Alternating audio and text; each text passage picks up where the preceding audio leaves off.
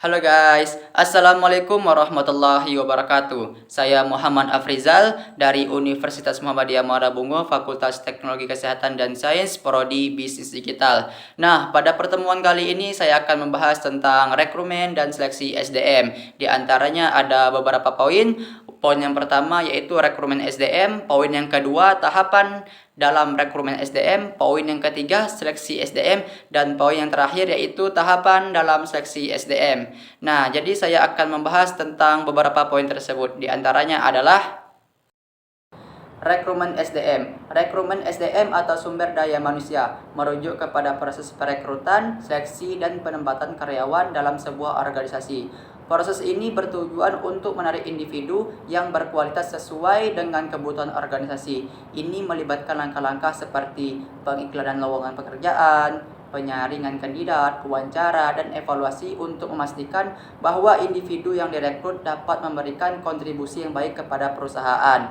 Nah, di sini kita ada langkah-langkahnya. Langkah-langkah yang pertama ialah perencanaan, langkah kedua pengiklanan lowongan, langkah ketiga seleksi, langkah keempat wawancara, dan langkah yang kelima penempatan. Apa itu perencanaan? Perencanaan ialah menentukan kebutuhan organisasi dan posisi yang akan diisi.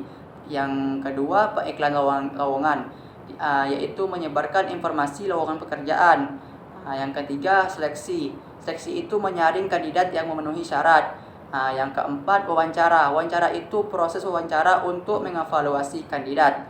Sedangkan yang terakhir yang kelima penempatan, yaitu menempatkan kandidat yang sesuai di posisi yang tepat. Nah, di sini juga ada tujuan pengrekrutan SDM, diantaranya ialah mendapatkan karyawan yang berkualitas, yang kedua mengurangi turnover, yang ketiga meningkatkan produktivitas, yang terakhir yang kelima memenuhi kebutuhan organisasi. Nah, jadi rekrutmen SDM itu merupakan bagian penting dalam memanajemen sumber daya manusia yang dapat berpengaruh pada kesuksesan jangka panjang dari sebuah organisasi. Nah, jadi kita akan membahas tentang poin yang kedua, diantaranya itu tahapan dalam rekrutmen SDM. Nah, di sini kita ada 8 tahapan. Yang pertama itu perencanaan, yang kedua pengumuman lowongan, yang ketiga seleksi awal. Yang keempat seleksi lanjutan, yang kelima verifikasi referensi, yang keenam penawaran kerja, yang ketujuh penempatan, yang terakhir yang kedelapan evaluasi.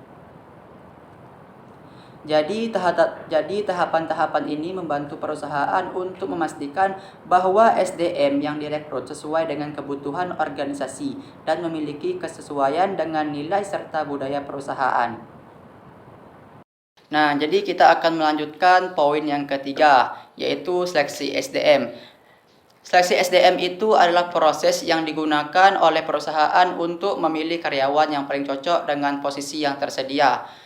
Proses seleksi ini bertujuan untuk menilai kualifikasi, pengalaman, keterampilan, serta kesesuaian kandidat dengan posisi yang ditawarkan. Nah, jadi ada beberapa tahapan dalam seleksi SDM, diantaranya ialah 1. Penyaringan awal, kedua wawancara, ketiga tes penilaian, keempat asesmen kepribadian dan perilaku, sedangkan yang kelima yang terakhir verifikasi referensi.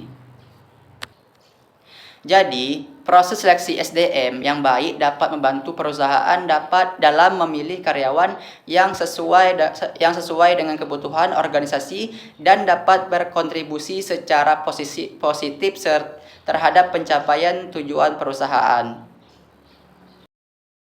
Nah, jadi kita akan kembali membahas tentang poin yang terakhir, yaitu tahapan dalam seleksi SDM. Jadi, tahapan seleksi sumber daya manusia itu atau SDM dapat bervariasi tergantung pada kebijakan perusahaan. Namun secara umum, tahapan tersebut dapat mencakup beberapa proses sebagai berikut. Pertama itu pengumpulan lamaran, yang kedua seleksi administrasi, yang ketiga tes kompetensi, yang keempat wawancara, yang kelima referensi.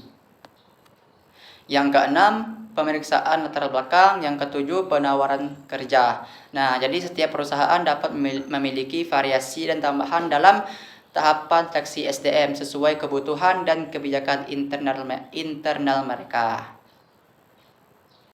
Baiklah, mungkin cukup sampai di sini pembahasan materi yang saya sampaikan. Kurang atau lebihnya saya mohon maaf. Saya izin undurkan diri. Wassalamualaikum warahmatullahi wabarakatuh.